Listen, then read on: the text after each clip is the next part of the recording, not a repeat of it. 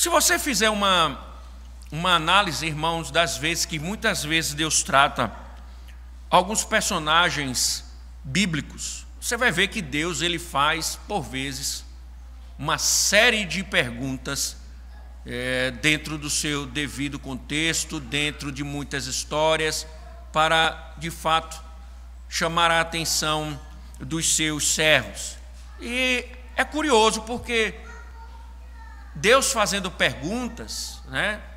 Porque Deus faz perguntas, alguns críticos poderiam dizer que em algum momento Deus ele não faz uso de seu poder, de sua sabedoria, de sua onisciência, de seu conhecimento, e por isso sugerem que, por vezes, as perguntas dele revelam, na verdade, lapso em sua natureza. Mas esse liberalismo, meus irmãos, está longe de responder de fato o que as Escrituras mostram quando Deus está a indagar alguém. E, com toda certeza, as Escrituras não têm a intenção de mostrar que Deus tem algum tipo de dúvida. Então, por exemplo, quando Deus, logo no início da queda do homem, indaga a Adão: onde estás? Na verdade, irmãos, essa é uma forma de Deus mostrar ao homem, e neste caso a Adão, a dimensão de sua transgressão, a dimensão do pecado. Então, quando nós olhamos para as Escrituras, Deus dialogando com alguém e enchendo de perguntas, como fez com Jó, por exemplo, Deus, na verdade, está nos ensinando algo, expondo a nós os nossos íntimos, como quando somos culpados, por exemplo, pelo pecado ou pela desobediência. Então, não se admire quando você encontrar Deus fazendo perguntas em muitas narrativas. E todas as vezes que lermos Deus questionando, perguntando, nós devemos sim perguntar o que Deus quer ensinar através dessas indagações. E aqui, meus irmãos, em Jonas capítulo 4, Jonas estava irado, como nós vimos, diante de tudo que estava acontecendo. Ele não aceitava que um povo pervertido fosse alvo da graça de Deus, fosse agraciado pelo Senhor, mas o texto nos mostra que Deus está a ensinar ainda o profeta sobre este tema, o tema da graça. E Jonas precisava aprender sobre a graça do Senhor, assim como nós precisamos. E uma boa maneira de Deus ensinar sobre esta graça foi fazendo perguntas que levassem Jonas a refletir sobre o tema. E a partir dessas perguntas, Deus ensina ao profeta aspectos maravilhosos a respeito da graça. Então, meus irmãos, esse é um texto que nos ensina muito sobre uma graça que nós tanto falamos, mas talvez não conhecemos. É um texto para nos mostrar, através de toda essa retórica, esses questionamentos do Senhor, é um texto para nos ensinar a respeito da graça, que nós muitas vezes falamos, enchemos a boca para falar dela, mas talvez nós não a conhecemos como de fato Deus as tem ou a tem revelado. E Deus vai fazer isso, vai ensinar o profeta a respeito de sua graça, a respeito de sua misericórdia, a respeito de sua compaixão, nesse texto, lhe fazendo várias perguntas. E podemos recordar, meus irmãos, a primeira delas, no versículo de número 4 e 5, veja que ele diz: e o Senhor disse: você acha que é razoável essa sua raiva? Então Jonas saiu da cidade, sentou-se no lugar a leste da mesma. Ali construiu um abrigo, sentou-se na sombra para ver o que aconteceria com a cidade. O que nós vimos, e conforme observamos na narrativa, Jonas estava certo de que sua ira era justa, que Deus estava agindo de forma equivocada ao derramar a sua graça ao favor, ou sendo favorável para com uma cidade pervertida. E certo disso, a Escritura diz que ele montou uma cabana ao leste da cidade e esperava no calor do dia para ver o que aconteceria na cidade que agora está arrependida. O curioso é que, mais uma vez, diante de ações impensadas, erradas de Jonas, Deus reage. E a resposta divina foi fazer com que uma planta ela crescesse sobre a cabeça do profeta. Porém, no outro dia, o texto diz que Deus enviou um verme para atacar e matar a planta. E o texto nos mostra, novamente, que Jonas ele ficou tão insatisfeito com isso, que ele disse, é melhor morrer do que viver. Podemos ver isso mais especificamente no versículo 8. Veja que ele diz: quando o sol nasceu, Deus fez soprar um vento leste muito quente. O sol bateu na cabeça de Jonas, de maneira que ele quase desmaiou. Então pediu para morrer, dizendo: para mim é melhor morrer do que viver. Então, veja que diante desse episódio, Jonas também fica desgostoso, insatisfeito com o que aconteceu, dizendo: eu prefiro morrer do que viver diante disso. Então Deus faz uma segunda pergunta. Veja o verso de número 9. Então Deus perguntou a Jonas: você acha que é razoável essa sua raiva por causa da planta? Jonas respondeu: é tão razoável que até quero morrer. Notem, irmãos, Deus não está com dúvida de nada aqui. Deus está a indagar o profeta visando um único propósito diante de tudo o que está acontecendo. Veja, Jonas viu a graça de Deus, Jonas pregou na cidade, viu Deus responder graciosamente. Jonas não gostou, Jonas se retira na expectativa de ver o julgamento de Deus ser derramado em virtude de um possível falso arrependimento. Nesse isolamento, Deus faz crescer uma árvore para cobrir a cabeça de Jonas. Deus depois faz secar a árvore e Jonas fica insatisfeito com tudo. O Senhor, na verdade, irmãos, está expondo o egoísmo do profeta. Porque se você notar, Jonas ele ficou muito feliz com a árvore. Volta no verso 6. Veja, então o Senhor Deus fez crescer uma planta por cima de Jonas, para que fizesse sombra sobre sua cabeça, a fim de o livrar do seu desconforto. E Jonas ficou muito contente por causa da planta. O que chama a atenção, irmãos, é que Jonas ele não se alegrou quando Deus abençoou a pregação dele e fez com que milhares de pessoas fossem convertidas. Ele não se alegrou quando pecadores se arrependeram diante do Senhor. O texto está dizendo que antes ele se ausentou, ficou de longe na expectativa de um fracasso da atuação da graça divina. Mas o texto diz que quando a árvore brotou e a sombra chegou à sua cabeça, ele se alegrou com a árvore. Notem aqui, meus irmãos, o que o texto está a nos mostrar. Possivelmente, a narrativa está nos mostrando que Jonas de fato fez uma cabana, mas um material, não era um material apropriado para o sol escaldante da Mesopotâmia. E Deus, graciosamente, fez de forma sobrenatural. Veja, Deus mais uma vez age sobrenaturalmente, assim como ele enviou um peixe, agora sobrenaturalmente ele faz com que uma árvore cresça com toda certeza, com grandes folhas e largas folhas para dar sombra. O profeta, quando viu isso, ele se alegrou.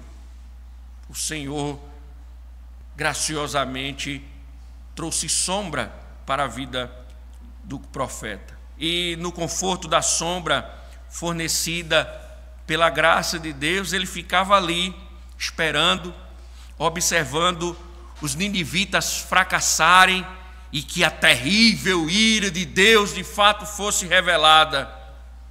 Mas ele não percebe, irmãos, que Deus estava, na verdade, através de tudo isso, expondo a sua atitude egocêntrica com relação à graça de Deus.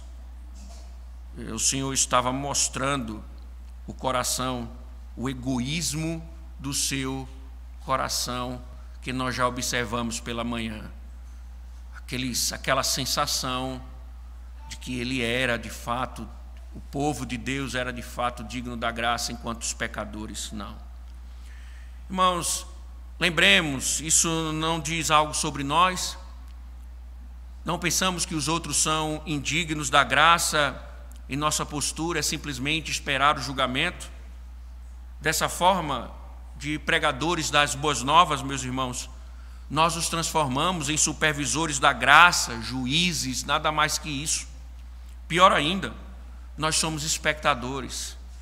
Olhamos, nós vemos o pecado, e muitas vezes um pecado à nossa volta, e ficando, aguardando que Deus julgue, enquanto Ele espera que seu povo se junte a Ele em sua sombra de salvação. E Jonas, irmãos, deveria estar lá, orientando, discipulando aqueles novos discípulos do Senhor, aqueles novos convertidos, ensinando-lhes mais sobre a graça, encorajando-os na fé, mas reprovou a graça e ficou a observar tudo, e o Senhor, mesmo sendo gracioso com ele, Fala ou não, irmãos, sobre nós? Porque nós vivemos o Evangelho como um produto de consumo para o nosso próprio benefício. Nós olhamos o Evangelho como um produto de consumo para o nosso próprio benefício. Será que também nós não temos um lugar à sombra, enquanto nós ficamos esperando o juízo de Deus para o mundo? Será que nós não temos também o nosso lugar de meros espectadores, onde ficamos simplesmente esperando o dia em que Deus venha e derrame o seu julgamento sobre os homens? E aí, irmãos, o que nos alegra? O que nos alegra? Somos gratos pela graça de Deus para conosco, felizes com qualquer sinal da graça em nossas vidas, enquanto os outros, meus irmãos, veja quanta hipocrisia, meus irmãos. O profeta estava sendo alvo da graça mais uma vez, mas estava na expectativa de que aquela cidade fosse julgada pelo Senhor.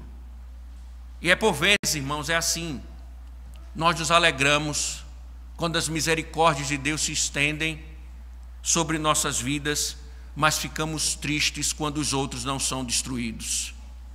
Nós nos alegramos quando estamos sendo alvos da graça, quando o Senhor nos coloca num lugar de sombra, enquanto nós observamos a destruição dos outros com grande expectativa. E esse texto tem muito a nos dizer, porque Deus tinha um plano para a planta de Jonas, e esse propósito de Deus, esse plano de Deus com relação ao que Ele faz com relação à planta, que nós aprendemos bastante. Voltemos e vejamos o verso número 7 e novamente o verso número 8. Mas no dia seguinte, ao amanhecer, Deus enviou um verme que atacou a planta e ela secou. Quando o sol nasceu, Deus fez soprar um vento leste muito quente. O sol bateu na cabeça de Jonas, de maneira que ele quase desmaiou. Então pediu para morrer, dizendo: para mim é melhor morrer do que viver. E isso levou Jonas, irmãos, a fazer a pergunta no verso, Deus, na verdade, a fazer a segunda pergunta, verso 9. Então Deus perguntou a Jonas: você acha que é razoável essa sua raiva por causa da planta? Jonas respondeu: é tão razoável que até quero morrer. Aqui, irmãos, então, nós vamos perceber o ponto da narrativa dessa segunda parte. Primeiro, nós observamos que Deus continua a lidar com o profeta. E aqui, irmãos, mais uma vez chama a atenção, porque as expressões Deus enviou, Deus soprou, isso é muito comum em todo o livro, que Deus fez alguma coisa, isto é, que as circunstâncias externas da experiência de Jonas foram soberanamente criadas por Deus. Tudo que está acontecendo com Jonas desde o começo foram situações em que o próprio Deus, ele age, o próprio Deus trabalha, o próprio Deus faz alguma coisa. Isso é importante, irmãos, porque isso vale para as nossas circunstâncias, sobre a forma como as coisas acontecem ao nosso redor. E também, irmãos, dentro desse princípio, o que nós aprendemos é que Deus é quem está providenciando a libertação dele desde o início. O Senhor liberta, é o Senhor que lhe traz as sombras, o Senhor ou as sombras, o Senhor é quem faz brotar a árvore, o Senhor é quem salva os ninivitas, enfim. Isso vale também para nós, irmãos, porque a nossa vida é nesse ritmo. É Deus quem envia a nossa libertação, é Deus quem envia o nosso momento de frescor, é Deus quem envia o nosso alimento, é Deus quem envia as nossas provações, é Deus quem envia situações complexas, é Deus quem envia nossas lutas. Então, no final das contas, nós estamos lidando sempre com Deus, porque é Ele soberanamente apontando até os menores detalhes da nossa vida. Então, observem, é isso que Deus está fazendo com Jonas, governando a rebeldia de Jonas, governando a pregação de Jonas, governando as expectativas de Jonas. Mas ele estava reclamando, irmãos. Ele reclamava. O Senhor estava mostrando sua graça desde o início. E é o que nós fazemos. Nós odiamos a vida que vivemos e passamos a exigir de Deus as bênçãos. Imagine, irmãos, o quanto Deus nos suporta em nossos pecados, reclamando sobre a vida. Jonas está reclamando de tudo. E quanto o Senhor teve que suportar a Jonas. E é nessa graça paciente, irmãos, a paciência de Deus aqui, que Jonas encontra a sua esperança, e que nós encontramos a esperança de perseverarmos na fé, pois o que o texto nos mostra é que nós somos muito parecidos com Jonas em nosso pecado. Quantas vezes, irmãos, Deus poderia ter desistido de nós, como Ele poderia ter desistido de Jonas, mas Ele não desistiu de Jonas, e não desiste do seu povo. Deus suporta nossas fraquezas e nosso pecado, e nunca desiste da nossa salvação, porque Ele vê o fim a partir do início, e sabe da glória que Ele conquistará para si mesmo, por meio de sua graça perseverante e paciente. Mas o que está acontecendo aqui, irmãos, é que essa graça que Ele derrama, que sustenta, que faz com que o movimento de Deus, que Deus vá agindo o tempo todo, em todas as circunstâncias na vida de Jonas, mostrava, irmãos, que ele deveria abandonar o seu egoísmo. Jonas não aprendia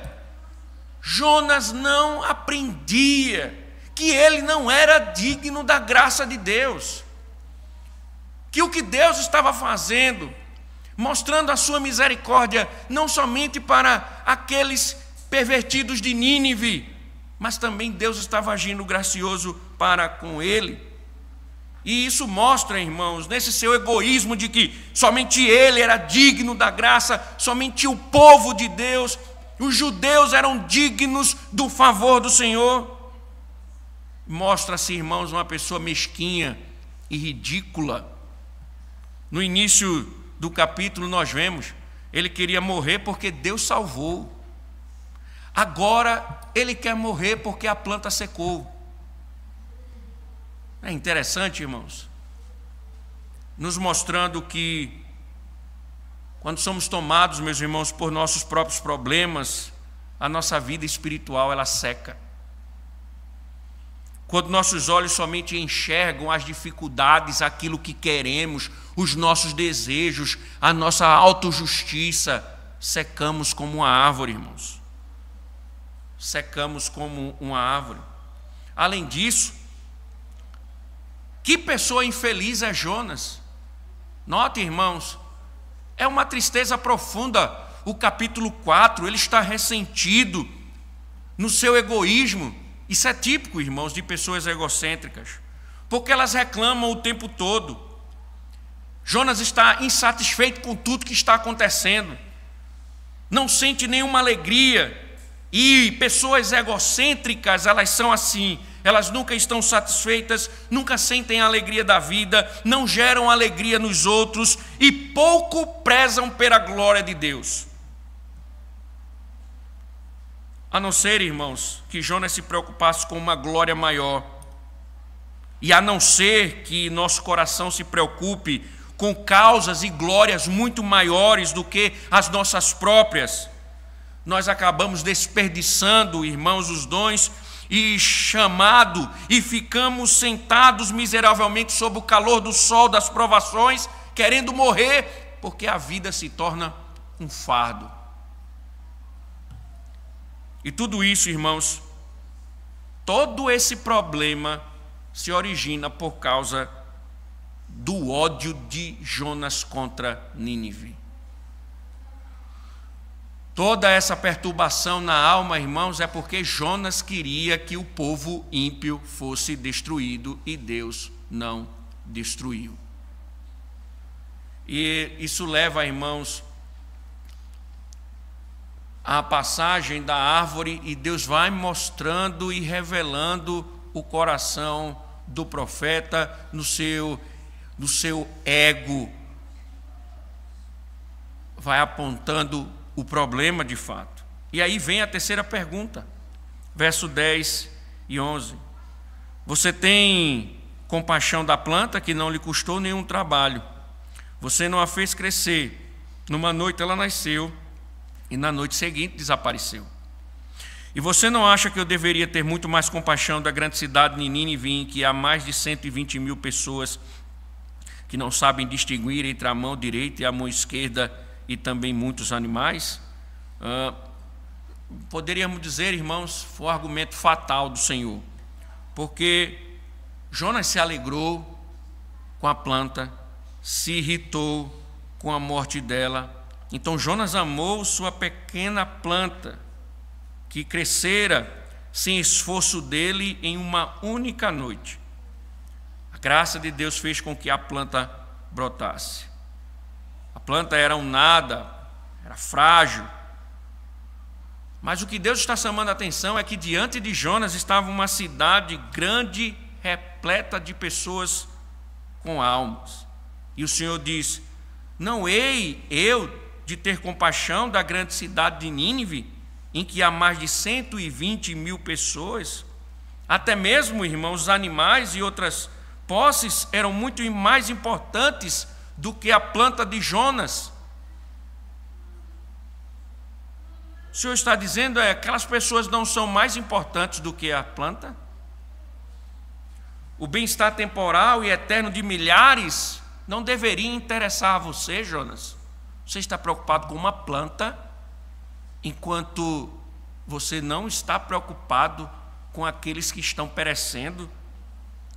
É assim, Jonas? Esse é o seu interesse? É esse o meu interesse? Jonas, irmãos, Deus está chamando a atenção, deveria perceber não só o valor de tantas pessoas e de uma cidade tão grande, mas de ter compaixão da situação delas. Deus descreve, irmãos, a cidade de Nínive como uma cidade que há mais de 120 mil pessoas que não sabem discernir entre a mão direita e a mão esquerda. Isto é, você não deveria ter compaixão, Jonas, de uma cidade ignorante, de uma cidade que não me conhece, de uma cidade que não conhece o meu nome. Eles não têm mais valor, Jonas. Então, Jonas achava que era certo ter compaixão de uma pequena planta sem valor, da mesma forma que nós nos deixamos, irmãos, dominar por coisas insignificantes e perdemos de vista aquilo que de fato importa. Mas será que conseguimos enxergar a glória da compaixão, meus irmãos, salvífica de Deus por um mundo perdido em pecado? Será que conseguimos reconhecer a glória nas palavras de Jesus Cristo, sofrendo nas mãos de homens cruéis? Pai, perdoa-lhes, porque não sabem o que fazem. Pensem, irmãos, a raça humana pecaminosa, assim como a antiga Nínive, é perversa e má, culpada por seus próprios pecados e corrupta em decorrência de suas próprias escolhas egocêntricas. Mesmo assim, Deus está dizendo: eu tenho misericórdia, eu tenho graça. Então, Jonas, em vez de ficar irado com Deus, deveria se juntar à compaixão divina, abrir o seu coração àqueles que estavam na ignorância e escuridão, não montar uma cabana fora esperando que tudo aquilo ali fosse mentira, mas que ele se unisse a Deus como instrumento de sua graça para aquele povo. Mas ele se irava com Deus e se entristecia com relação àquilo, mas dava mais valor a uma árvore que secou do que aqueles que estavam a secar diante de Deus. Irmãos, o texto de Jonas nos mostra que Deus tem misericórdia não só daqueles que estão dentro, mas também daqueles que estão do lado de fora. Notem, irmãos, o mundo não é mais mal do que já é, porque a graça de Deus limita a ação do mal. Os homens não padeceram ainda, porque a graça ainda tem sustentado este mundo caído. O mundo não pereceu ainda, porque Deus está sendo gracioso, enquanto nós estamos com a espada embanhada, prontos para matá-los. Deus derrama a sua graça, irmãos, aos de fora. E aprendemos, irmãos, uma coisa: Deus estende sua compaixão salvífica aos mais corruptos e perversos. Não somos nós que determinamos quem será alvo da graça, mas a graça nos mostra que Deus vai até naqueles mais corruptos. Então, que causa maior poderia existir para preencher o nosso coração? Então, será, meus irmãos, que o nosso coração está voltado para a graça salvífica de Deus para o mundo? Nós nos maravilhamos disso, da compaixão de Deus pelos perdidos. Nos regozijamos nisso. O fato dessa vasta graça atingir de forma maravilhosa e se estender a todos. Que essa graça ela pode restaurar o mais vil pecador. Será que nos alegramos nisso? Ou nos entristecemos pelo fato de acharmos que os pecadores não são dignos da graça de Deus? E aí, meus irmãos, um texto cheio de respostas, ou melhor dizendo, cheio de perguntas. E a última delas não tem uma resposta. Nós não sabemos o que Jonas respondeu. E como falamos, irmãos, pela manhã, não precisa. O texto quer nos levar à reflexão, por isso pouco interessa aquilo que Jonas responde. Agora, óbvio, irmãos, porque essa pergunta, a última pergunta, ela nos leva a refletir sobre Deus e não sobre Jonas. Porque Deus aqui está mostrando tudo aquilo que Ele pode mostrar ao profeta e a nós. Então pensem, as ordens de Deus foram dadas soberanamente ao seu profeta e soberanamente foram supervisionadas por Deus. Jonas podia se recusar ao chamado de Deus de pregar em Nínive, mas ele não pôde se esquivar do propósito de Deus por meio dele. Jonas podia fugir para Tarsis, mas não pôde afastar a tempestade que o Senhor haveria de enviar, e enviou. Mas justamente, irmãos, quando a soberania de Deus parecia significar algo ruim para Jonas, ele aprendeu exatamente de que ele precisava de um Deus soberano que envia um grande peixe, que o engole e depois o liberta.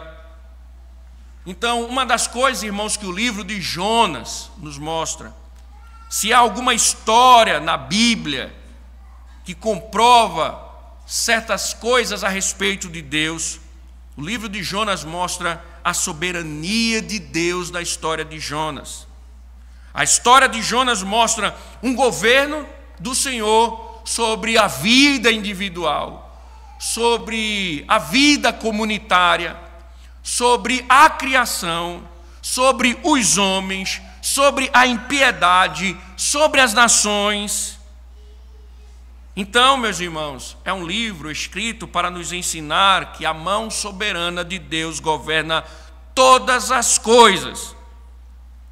Por isso, nós não podemos fazer o que Jonas fez. Nós devemos aceitar as ordens de Deus como o Senhor soberano que governa todas as coisas. Também, irmãos, o livro de Jonas nos apresenta o Senhor como um Deus santo. Foi a ira santa de Deus diante do pecado de Nínive que pôs Jonas em seu caminho. Foi por causa, irmãos, da mesma santidade divina que Deus não aceitou a desobediência, a rebelião de Jonas.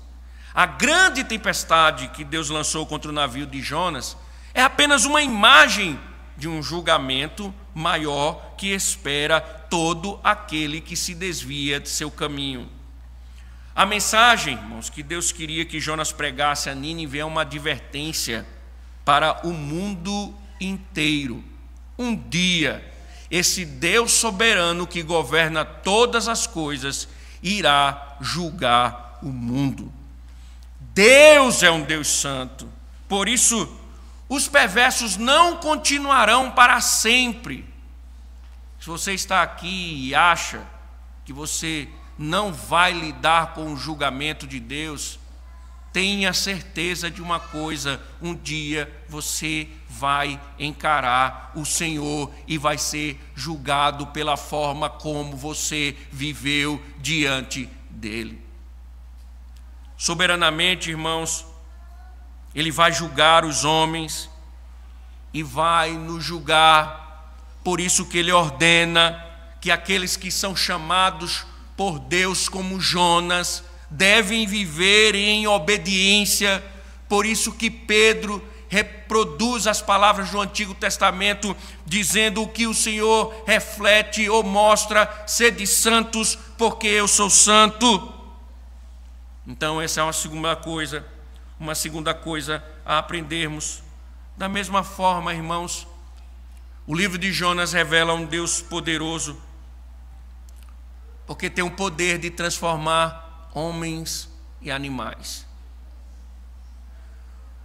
Lembre-se, irmãos, com relação à salvação, óbvio, a tudo, mas em específico aqui com relação à salvação, não adianta criarmos os nossos métodos, as nossas maneiras, as nossas formas para salvarmos aquelas pessoas que nós tanto amamos. Somente o Senhor é soberano sobre o coração. Somente o Senhor pode salvar corações duros. Somente o Senhor soberanamente pode salvar o teu marido. Somente o Senhor soberanamente pode salvar a tua esposa. Somente o Senhor soberanamente pode salvar o teu filho. Somente o Senhor soberanamente pode salvar tua mãe e teu pai. Nada pode ser feito para mudar o coração do homem. O livro de Jonas mostra que é o Senhor que tem a soberania sobre o coração dos homens. É o Senhor quem governa os corações dos homens. E é o Senhor quem governa os homens. Mas acima de tudo, irmãos, Jonas nos apresenta o Senhor santo, soberano, onipotente, como Deus de misericórdia e graça. Porque qual o outro motivo, o apelo de Deus pela compaixão de Nínive seria a última palavra? O que Deus está ensinando nesta última pergunta a Jonas, e Jonas está aprendendo, é que a misericórdia de Deus é muito mais vasta do que as fronteiras de Israel. Vai muito além do que uma nação, inclui pessoas de todas as terras, de todas as línguas, inclui os piores pecadores, como o reino tirano de Nínive e até o próprio Jonas. O livro de Jonas nos mostra que Deus tem muito mais filhos do que nós imaginamos. Tem muito mais filhos do que nós imaginamos, e também nos lugares que nós menos esperamos. Por isso, nós não nos surpreendemos, nem deveríamos nos surpreender, quando alguém, humanamente falando, seja impossível de se salvar, seja salvo pelo Senhor. Então, meus irmãos, Jonas nos mostra quão vasta é a misericórdia de Deus. Isso, irmãos, claro, porque o Senhor estava mostrando uma graça que seria consumada futuramente através de Cristo. Porque Jonas apontava de fato para o Messias. E em Cristo, meus irmãos, todos aqueles, por mais pecadores que sejam, em Cristo todos os homens encontram misericórdia e descobrem misericórdia e ganham vida eterna, como nós lemos aqui em João pela manhã, capítulo 8, lemos João capítulo 9, e é na mesma cruz que Deus nos chama para abandonarmos os nossos egos e para vermos, irmãos, que a graça de Deus ela se estende em compaixão ao mundo. E por isso, irmãos, uma das grandes mensagens de Jonas é que nós devemos pregar o evangelho indiscriminadamente. Nós não devemos pregar escolhendo quem merece ouvi-lo, quem merece ser salvo, mas pregar confiante que Deus salvará todos aqueles que se arrependerem, mesmo diante de pecados horríveis. Por isso, se você está nos ouvindo aqui, há uma esperança para você. Você pode ter cometido inúmeros pecados, pecados aos olhos humanos graves, mas a graça de Deus, a compaixão de Deus se estende a todos aqueles que se arrependem. E nós, irmãos, como igreja, nós devemos amar o mundo e pregar a toda a criatura, sabendo, irmãos, que aqueles moribundos, eles podem ser alvo da graça, como também nós somos. Não é típico do Evangelho, irmãos, esse ego. Não é típico do Evangelho essa autojustiça. Nós não somos melhores do que ninguém. O que nos salva é a graça. Porque se Deus fosse agir com justiça, o mais santinho aqui estaria tomando banho de lago de fogo e enxofre. Mas é a graça que faz com que sejamos quem somos. É a graça que nos alimenta. É a graça que nos veste. É a graça que nos assiste. É a graça que nos dá saúde. É a graça que nos traz enfermidades. É a graça que traz complexidades. E nós muitas vezes, irmãos, achamos que somos merecedores de algo. Por isso negamos a graça àqueles que precisam de graça como nós precisamos. Irmãos, quem nós somos? Será que aprendemos alguma coisa com o livro do profeta Jonas? Eu espero que sim. Eu espero que sim. Nos dias que vivemos, em que talvez alguns aqui tenham preenchido o coração de soberba, achando que são dignos de alguma coisa, enquanto outros são dignos somente do julgamento divino. Tome cuidado, para que sua alma não seque. Tome cuidado para que Deus não faça secar a árvore e a sombra sobre a sua cabeça. Cuidado para que Deus não julgue você, achando que você é melhor do que os outros. E que Deus tenha misericórdia de você. Que Deus tenha misericórdia de nós. Amém. Obrigado, Senhor, pelas suas misericórdias.